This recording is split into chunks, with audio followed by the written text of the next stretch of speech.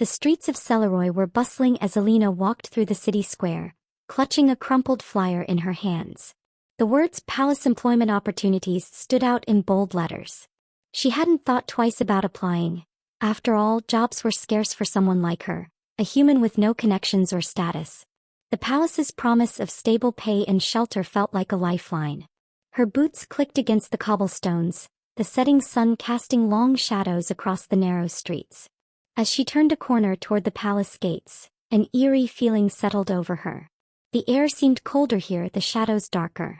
She tightened her grip on her bag, her instincts telling her to turn back, but desperation pushed her forward. Halfway down the alley, a low growl stopped her in her tracks. "Where do you think you're going, little human?" Alina froze. A tall man emerged from the shadows, his pale face half hidden by the hood of his cloak. His red eyes glowed faintly in the dim light, and his smile revealed sharp fangs. Her breath hitched. "A vampire. I'm just passing through," she stammered, stepping backward. The man tilted his head, his grin widening. "You smell sweet." Panic surged through her. She turned to run, but in a flash he was in front of her, blocking her path. His movements were unnervingly fast, his presence overwhelming. "You're trembling," he said, his voice low and mocking. "I like that." Before she could scream, another figure appeared out of nowhere, shoving the vampire aside with inhuman strength. Alina stumbled backward, watching as her attacker snarled at the newcomer. A man dressed in dark armor, his face obscured by a hood. "This one is under my protection," the stranger growled, his voice deep and commanding. The vampire hissed but didn't challenge him further. With a final glare at Alina, he disappeared into the shadows. The armored man turned to her, his piercing silver eyes locking onto hers. "You shouldn't be wandering these streets alone." Alina struggled to find her voice. Who are you?" He hesitated, then said simply, "A friend. Go to the palace. You'll be safe there." Without waiting for her reply, he disappeared as quickly as he had appeared. Shaking, Alina hurried to the palace gates, her heart pounding in her chest. The encounter had rattled her, but she couldn't afford to dwell on it. She needed this job. The guards at the gates scrutinized her briefly before letting her in. The palace was even grander than she had imagined, its towering spires glowing against the twilight sky. Inside, she was directed to the servants' quarters, where a stern-looking woman handed her a uniform and a list of duties. "Your assignment will be announced tomorrow," the woman said curtly. "For now, stay out of trouble." Alina nodded, clutching the uniform tightly. As she settled into her small room that night, she couldn't shake the feeling that her life had just taken a dangerous turn. The image of the vampire's glowing red eyes haunted her, but even more unsettling was the memory of her mysterious savior. Who was he and why had he protected her? Little did she know, this was only the beginning of a journey that would unravel secrets about her past, challenge everything she believed, and thrust her into a world of danger, love, and destiny. The grand halls of the palace were nothing short of breathtaking. Intricate gold and silver carvings decorated the walls, while crystal chandeliers illuminated the space with a soft, ethereal glow. Alina followed the line of new servants, her eyes darting around nervously as she clutched her cleaning supplies. The events of the previous night lingered in her mind. The vampire, the mysterious man who saved her, and the chill of fear she couldn't shake. "New recruits, listen carefully," barked the same stern woman from before, who had introduced herself as Mistress Kael. She gestured to the towering double doors ahead of them. "You will work diligently, follow orders without question, and, most importantly, never linger in the king's presence unless spoken to. Is that clear?" A chorus of "Yes, mistress" echoed through the hall. Alina mumbled along, her heart pounding. King. Rumors about him had swirled throughout Celeroy for years. He was said to be cold, ruthless, and mysterious, a man who ruled the kingdom with an iron grip. Some whispered that he was immortal, though few dared speak it aloud. Mistress Kael's sharp voice snapped her out of her thoughts. "Alina." "Yes, mistress." Alina straightened up, startled. "You'll begin with cleaning duties in the royal wing. Keep your head down and do not, under any circumstances, wander beyond the assigned areas. Do you understand?" "Yes, mistress," Alina repeated, though her stomach churned with unease. The royal wing was eerily quiet as Alina dusted the furniture and polished the marble floors. The air was colder here, the walls adorned with paintings of the royal lineage. One particular portrait caught her eye, a tall man with piercing silver eyes and a faint scar running across his left cheek. His expression was unreadable, his gaze almost alive. That's him. Alina jumped, dropping the cloth she was holding. Another servant, a young girl with bright eyes and a nervous smile, stood behind her. Sorry, the girl said, lowering her voice. Didn't mean to scare you. That's King Kael. Alina stared at the portrait again. He looks terrifying, the girl finished with a laugh. He's not so bad. As long as you follow the rules and stay out of his way, you'll be fine. Alina nodded, though her unease only grew. There was something haunting about his eyes, even in the painting.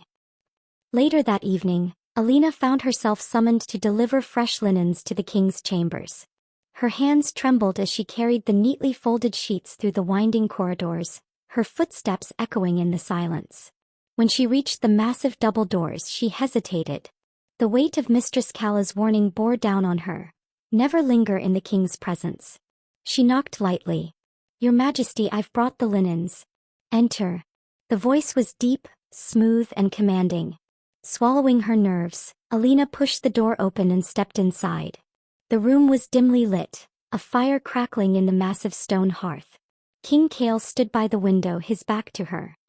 He wore a long, dark coat that accentuated his broad shoulders, and his silver hair gleamed faintly in the firelight.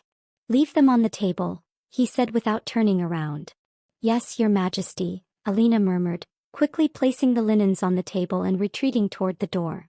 Before she could leave, he spoke again. What's your name? Alina froze, her hand on the doorknob. Alina, Your Majesty. He turned then and she felt the full weight of his gaze.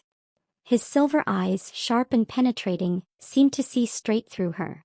She instinctively lowered her head, but she could feel his eyes lingering on her. You're new, he said, more to himself than to her. Tell me, Alina, have we met before? Her heart skipped a beat. She dared to glance up at him, confused. No, Your Majesty. He studied her for a moment longer, his expression unreadable. You may go. Alina didn't need to be told twice. She fled the room, her heart racing as if she'd just escaped a predator. Back in her quarters, Alina couldn't stop replaying the encounter in her mind. The way he had looked at her. It was as if he recognized her, as if she were someone important. Unbeknownst to her, Kael stood in his chamber, staring at the door she had just left through. A strange sensation tugged at his chest, one he hadn't felt in centuries. Alina, he murmured to himself, the name rolling off his tongue. Little did either of them know, their fates were now irreversibly intertwined. The palace corridors seemed endless, each one more silent than the last as Alina made her way to her next task. The encounter with King Kael still clung to her thoughts like a shadow. His silver eyes, the way he spoke her name, it all felt strange, almost unnatural. But there was no time to dwell. Mistress Kaela's voice had already echoed loud and clear that morning. The royal wing must shine by tonight. No excuses. Alina tied her apron tighter and pushed through her nerves. Her assigned area was the library, a vast and seemingly endless room filled with towering shelves of ancient tomes and manuscripts. It smelled of parchment and dust, and the faint flicker of candlelight cast eerie shadows across the walls. Just focus, she whispered to herself as she grabbed a duster. But as she worked, her curiosity got the better of her. One book caught her attention, its cover embossed with golden runes that seemed to glow faintly in the dim light. It sat on a table as if someone had been reading it recently. She hesitated. Mistress Kaela's voice echoed in her mind. Don't touch anything you're not assigned to clean. But the pull was irresistible. She reached out, her fingers brushing the leather cover.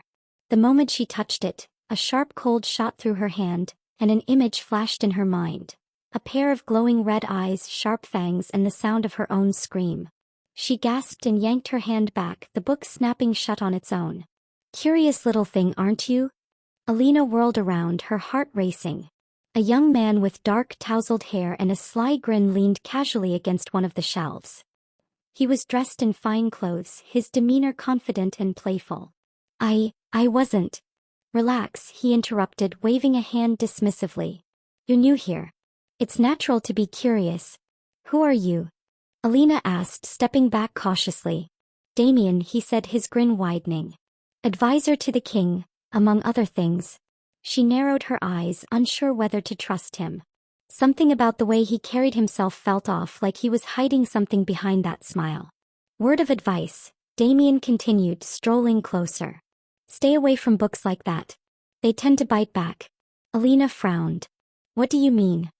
He chuckled, a sound that sent a chill down her spine. The palace is full of secrets, little human. Some of them better left untouched. Before she could ask anything else, he turned on his heel and disappeared into the shadows, leaving her alone in the silent library. Later that night, as Alina made her way back to her quarters, she couldn't shake the encounter with Damien, or the strange flash of red eyes when she touched the book. The halls were darker now, lit only by the occasional flicker of torchlight. The quiet was oppressive, every sound amplified in the silence. She turned a corner and froze. Voices echoed faintly from an ajar door. Alina recognized the deep, commanding tone of King Kael, but there was another voice, older, raspier, and filled with urgency. She doesn't know, does she? No, Kael replied, his voice low. And she won't, not until I'm certain. She's human, Kael. You know the risks. If they find out, I'll protect her, Kael interrupted sharply. I've waited centuries for this. No one will take her from me. Alina's heart thundered in her chest.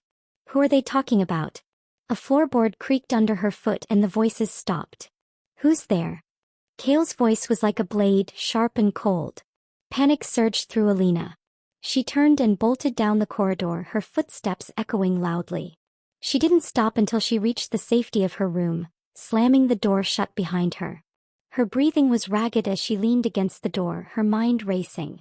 The way Kael had spoken, the urgency in his voice, he was hiding something that had to do with her. And she was determined to find out what it was. The next morning, Alina awoke with her heart still racing from the events of the night before. The words she had overheard echoed in her mind. I've waited centuries for this. No one will take her from me. Who is Kael talking about? Could it really be her? Pushing the thought aside, she threw on her uniform and hurried to her duties. The palace was alive with activity today, servants rushing about in preparation for the king's banquet. Alina's task was to clean the East Wing's ballroom, a grand and glittering space with high ceilings and gilded walls. But as she dusted, her mind wandered. She needed answers, and the only person who seemed willing to give them was Damien. Later that afternoon, she found him in the library, lounging in a chair with a book in hand. He looked up as she entered, a smirk playing on his lips. Well, he said, setting the book aside. If it isn't the curious little human. I need answers, Alina said firmly, her voice steadier than she felt. Damien raised an eyebrow. Bold of you. What makes you think I have answers? You told me last night that the palace is full of secrets, she said, stepping closer. And I heard the king talking about me. That caught his attention. The playful glint in his eyes faded, replaced by something sharper. What exactly did you hear? That I don't know something and that he's protecting me. She crossed her arms. What aren't you telling me? Damien studied her for a moment, then sighed. You're persistent, I'll give you that. He stood, his expression unreadable. Fine.